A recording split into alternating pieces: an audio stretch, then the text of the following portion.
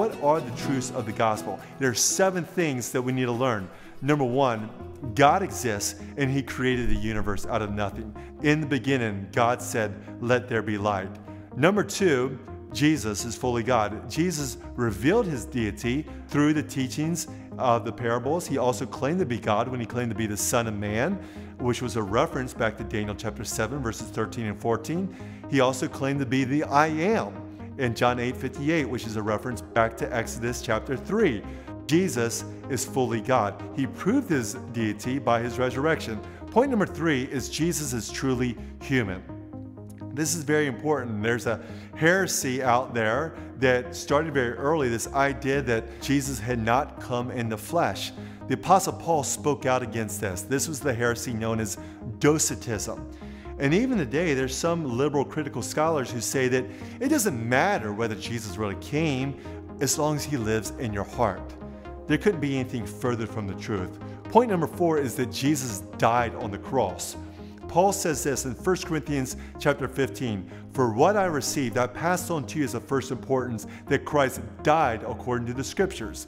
It is essential that we proclaim the death of Jesus Christ. Muslims do not believe this, but we must emphasize that the earliest sources that we have of Christianity mention the historic death of Jesus on the cross. Then that brings us to point number 5, Jesus rose again from the dead. The resurrection is crucial. I often ask friends, tell me what the gospel is. And sometimes even my good friends who love Jesus, they forget to mention the resurrection.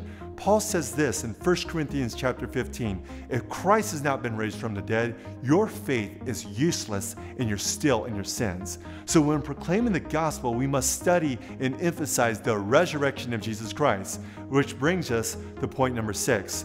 This gospel, this good news is not by our works, but it's by God's grace through a gift. So the word is grace. And then point number 7 is through faith.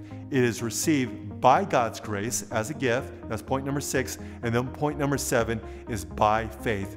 The Bible tells us, "For it is by grace that you are saved through faith. And this is not of yourselves. It is the gift of God, not by works, so that no one can boast." Let's memorize these 7 points. Let's practice them, meditate upon them, come back to them later, write them on 3x5 cards. And instead of always looking at social media updates, let's memorize these verses and practice them and tell them to unbelievers.